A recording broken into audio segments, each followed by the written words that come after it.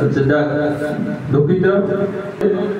আজকে আমরা এই অনুষ্ঠান সূচনা করতে পারছি এবং আমাদের যারা এই মসজিদের দাতা সদস্য রাশেদুল আলম রয়েলকে কিছু বলার জন্য অনুরোধ করছি। আসলে আমার এখানে বলার কোনো কিছু নেই, আমি সবার অনেক ছোট, আর আমি এখানে বলার কিছু রাখিও না।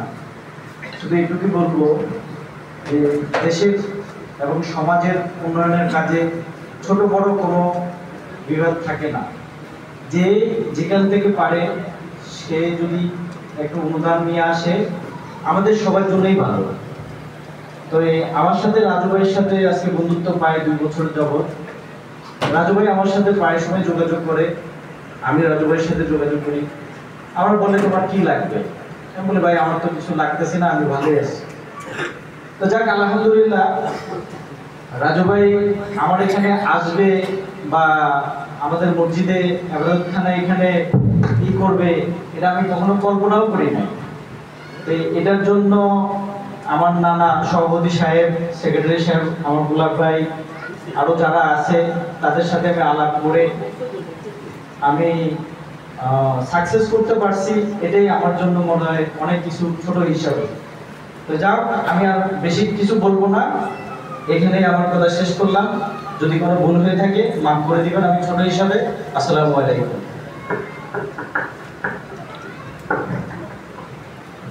ধন্যবাদ রয়েলকে।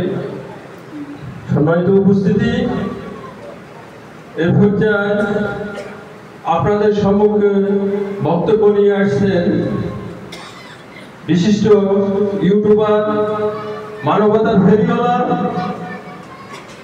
দানবীর, যার উন্নয়নের ছোঁয়া বিভিন্ন মসজিদ, মাদ্রাসা এবং গরিব দুঃখী মানুষের কল্যাণে জনাব রাজু খান ভাইকে ওনার মূল্যবান বক্তব্য দেওয়ার জন্য সবিনয় অনুরোধ করছি। সবাই কেমন আছেন? আমি কারো ছেলের মতো, কারো হয়তো ছোট ভাই, কারো হয়তো নাতির মতো। যদি আমার কথায় কোনো ভুল ত্রুটি থাকে আপনারা আমাকে ক্ষমা দৃষ্টিতে দেখবেন।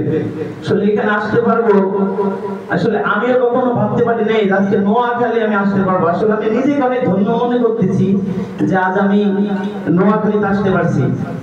আমি এক সময় মানুষের ধারে ধারে ঘুরে বেড়াইছি 5,000 টাকার জন্য, মানুষের ধারে ধারে ঘুরে বেড়াইছি। আজ আমি আপনাদের এখানে অনুদান, এটা অনুদান না, আমি এখানে একটা সঞ্চয় রাখবো। সঞ্চয় কি জানেন? মানুষের সঞ্চয় করে, টাকা পয়সা হইলে ব্যাংক ব্যালেন্স করে। আমার ব্যাংক ব্যালেন্স করার মতো কোনো ইচ্ছা নাই। আমার ইচ্ছা কি জানেন?